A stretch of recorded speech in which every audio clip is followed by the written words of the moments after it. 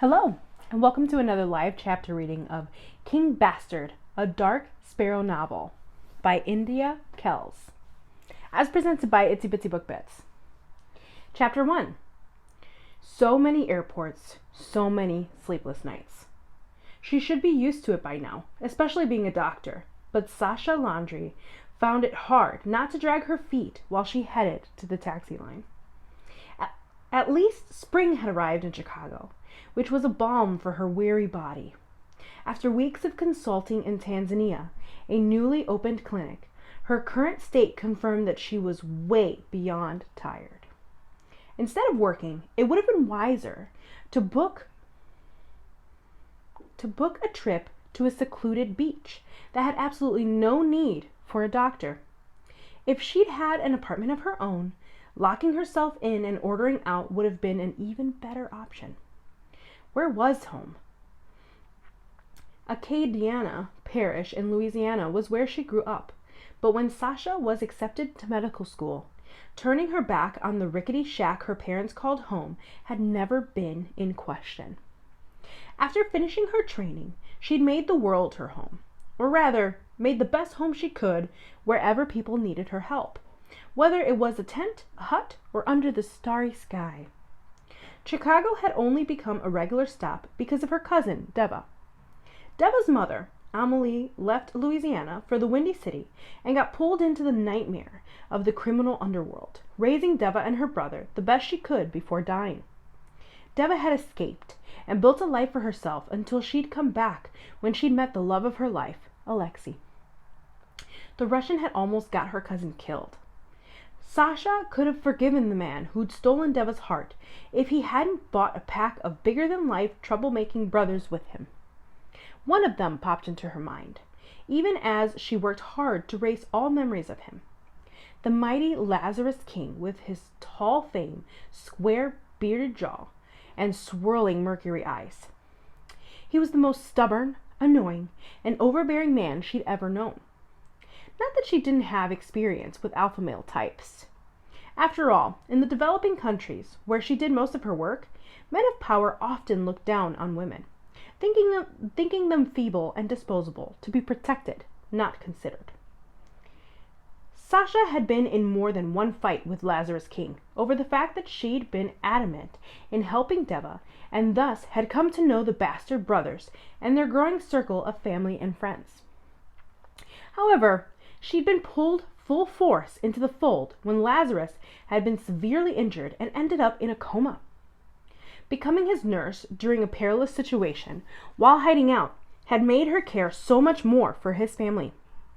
Maybe the fact he was silent helped Lazarus become more tolerable in her eyes, all alluring and sexy. With increased annoyance at the intruding images, Sasha reached the front of the taxi line before she picked up her cell phone and realized she'd forgotten to book anything. Not only did it cause her to stop in her tracks, but she almost plopped down in her suitcase and cried, which was a sure sign her breaking point was near. While debating if she could impose on Deva or just let a cab driver decide, her cell buzzed in her hand, distracting her from her foolish state of despair. After all, she wasn't in a war zone or starving to death like so many patients she'd seen. Hello? Hi, may I speak to Dr. Landry, please? The moment her title was used, Sasha became all business, especially since the women in the British accent sounded so formal. Speaking, how may I help you? I'm so happy to have finally reached you. I tried earlier, but I got your voicemail. It's Elizabeth. I don't know if you remember me, as it's been a while. But we've met a few times, the last being a couple of years ago in Litvinny, when you came to work at the Children of the World orphanage, the one in a farmhouse. I was in charge of the nonprofit organization. Through the fog of her mind, Sasha recalled an older Englishwoman with a beautiful smile, dark hair with silver weaved through every strand, and most of all, a dedicated heart. Yes, Elizabeth, of course. It's been a while, but of course I remember you. I heard you had to escape some attackers with your pupils. That's so awful. I was relieved to hear you and the children were safe. It wasn't uncommon for nonprofit organizations to become targets of criminal or terrorist groups, either because they believed they could make a statement or they can get a lot of money through kidnapping the workers.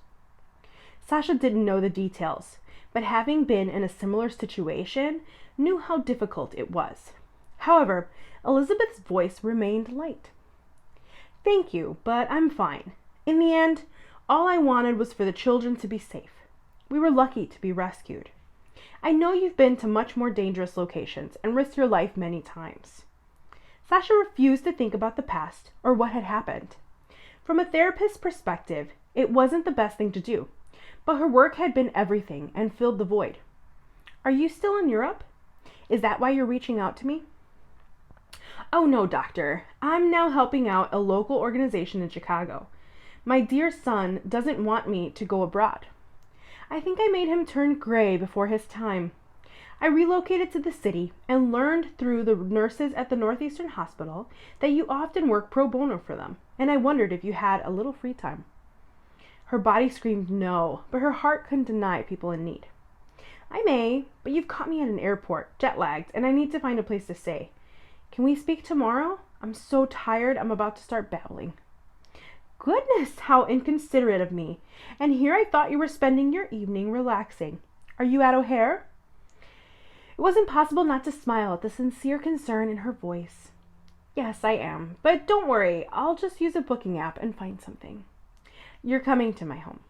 I have a small but comfortable guest room in a very safe building, as my son wouldn't agree to anything else. And you know, I'm not a complete psycho, Dr. Laundrie."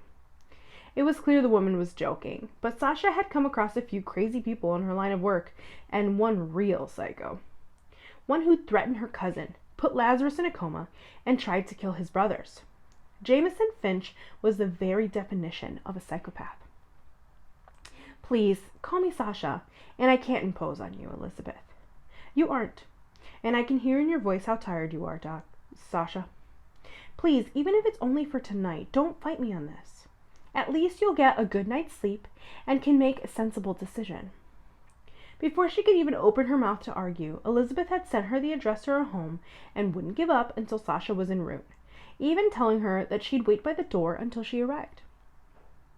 The cab ride was swift, but Sasha still managed to doze on and off until her driver told her they'd arrived. Sasha didn't have a clue where she was, but everything around her was calm and quiet. The fact night had fallen and she was groggy also didn't help her orient herself. The buildings looked more industrial or commercial, although there were houses scattered around. Maybe it was an up-and-coming neighborhood.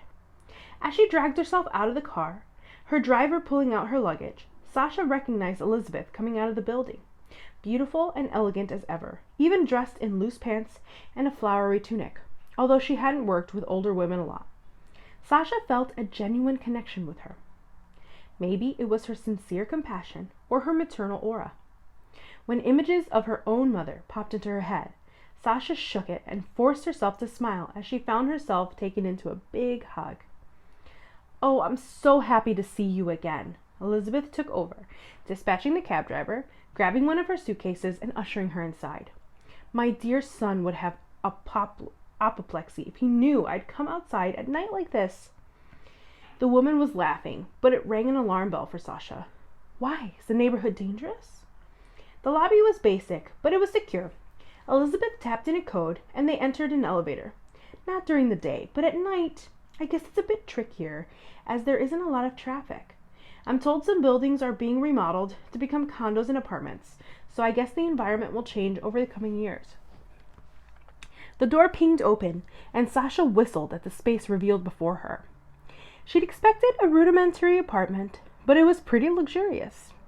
Decorated in white and pale wood, it was soft and luminous, even in the dark of the night. Simple, feminine, but warm and inviting. "Wow, you have a beautiful place, Elizabeth." Her laughter was like music. "It's my son's. I can never afford such a place working for nonprofits. Not that I really want to." Sasha rolled her shoulders. "Even though I'm a doctor, I doubt I could either. Unless I relocated to Chicago and worked at a hospital with 4 walls and a roof that doesn't leak." Elizabeth laughed, a dreamy look in her eyes. "When I'm on a mission, I often miss hot water. Although being in a tent in the middle of the desert with an infinity of stars over my head, I tend to forget about the comforts of this world. Would you like a cup of tea? Even if her body yearned for a soft bed, Sasha's mind was restless, which was a sure sign of tossing and turning the moment she put her head on the pillow. I'd love some, if it's not too much trouble or too late. It's never too late for a cup. Put your luggage down, curl up on the couch, and let me get you the best medicine in the world. How could she refuse?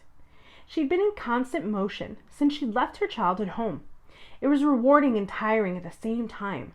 Her phone buzzed with a blank message. What was going on? She deleted it and wondered if it was a network problem. There you are, and I've added a couple of cookies. They're marvelous. Elizabeth curled up by her side as Sasha took her first sip and sighed. You were right. It's heaven in a cup. How long has it been since you've taken a break, my dear? You look worn out. Puffing loudly, Sasha shook her head. The last few years have been challenging. Working abroad has become more difficult, and I had family issues to take care of stateside. I think all that combined has taken more of a toll than I'd realized. So you haven't had any downtime in a while. I see a lot of my child in you. Loyalty, dedication, and stubbornness to the point where you push your limits too far. And I ask you to do even more work. That was very inconsiderate and unthoughtful of me. Sasha didn't want to say more as to why she worked so much and redirected the conversation. Don't worry about me. All I need is a decent night of sleep and I'll be good as new. Even though she smiled, Sasha could see the worry in her hostess's eyes. Elizabeth, I don't want to pry or anything, but if there's something I can do, maybe talk to your son and make him understand how much you worry about him, I'll do it. Elizabeth reached out and touched her hand. You have such a good heart, Sasha. But I've tried everything. To be honest with you, even though my boy demanded that I stay in the country since the kidnapping, I only agreed because I wanted to stay close to him. What he's working on is eating at him, and even if I don't know what it is exactly, I feel better knowing I can keep an eye on him. I wish he could see he shouldn't shut out the world for his work, regardless of how dedicated he is. He told me he'd made a promise to see it through. I just hope it doesn't eat him alive. Everything Elizabeth had said could have been applied to Sasha, but it also matched the intensity she'd seen in another man. Her thoughts had slipped again and made her heart lurch, and she hated herself for that. Was she so lonely Lazarus King's face was the only one that could make her tremble? With another sip of the hot tea, Sasha tried to empty her mind. If she wanted to go to sleep soon, thoughts of the handsome, annoying man wouldn't help at all. Instead, she observed Elizabeth, who had held a heavy burden in her heart with her son and her work in Chicago. When you called, you said you needed help with something. What was it? Elizabeth's graceful face winced. I shouldn't have reached out to you like that. I'd hoped you were in the city and were maybe willing to help, but you don't have to. I see you need to rest. Sasha stopped her. Without a new contract, I don't have much to do. I consult, but that's only when the hospital calls on me. And you know I never say yes until I'm sure I want to do whatever it is I'm being asked. With her mouth quirking up, Elizabeth relaxed. That's for sure. I remember very well. I knew I couldn't stay inactive or I'd go insane, so I looked around and found an organization in the neighborhood that welcomes the homeless, who are mostly elderly and veterans. I volunteered and quickly became the coordinator. We sorely need a doctor. We've advertised, but you know how slow bureaucracy can be. I thought as you came under the umbrella of a nonprofit, it would be easier to get the authorization and have you there as a buffer. I don't think it will be a full-time job. The way Elizabeth described the organization, Sasha knew it was a worthy cause. It was true she'd worked in foreign countries, helping those in need. But there were just as many lost souls right next door. She could find a place nearby, take the time to unwind, and see Deva more often without the usual rush of having to catch her next plane. Could this be the opportunity she'd been looking for to slow down, even for a little while? The idea settled deep in her bones, confirming it was the right decision. I think you just found yourself a doctor, Elizabeth. When do I start? After a couple of stunned blinks, Elizabeth clapped her hands before reaching out to take her in a tight hug. Oh, are you certain? That's so wonderful. Those people are in such distress, and you're an angel to agree. Thank you so much. She'd never felt so relaxed after accepting a job, which was further proof she was right to say yes. As Elizabeth suggested another cup of tea to celebrate, a ringtone sounded throughout the apartment. That must be my son. He always comes over for a couple minutes in the evening to make sure I'm okay. Always the worrier. Have another cookie and I'll be right back. The older woman almost sauntered away and filled with contagious energy. Sasha did as Elizabeth had suggested and grabbed a treat. As she leaned her head back and closed her eyes, she could hear Elizabeth's melodious voice blending with the deep male voice of someone who could only be her son. Sasha was glad she didn't have to meet him. Not only did she feel too grimy to be social, but after so many flights and hours in the air, she probably looked like a homeless woman herself. Her phone buzzed in her lap. Sasha wasn't expecting any calls or messages and almost ignored it. But to make sure she wasn't dismissing something important, she decided to check. Welcome home, doctor. It wasn't a known number or caller, which was strange and unusual. Putting her cup down, she started typing to inquire who the sender was, but the field remained blank. Instead of replying, she deleted the message. Whoever that was, it could be a misdirected message from one of her contacts, and there were a few doctors in her contacts. Just as she decided to let it go, it buzzed again. Feeling safe yet? Her heart rate increasing, Sasha tried to understand if it was a hoax or a real threat when she got her answer. Enjoy it, as it won't last. Good night, Dr. Laundrie. That's it for today. I hope you liked the chapter reading. Have a good night.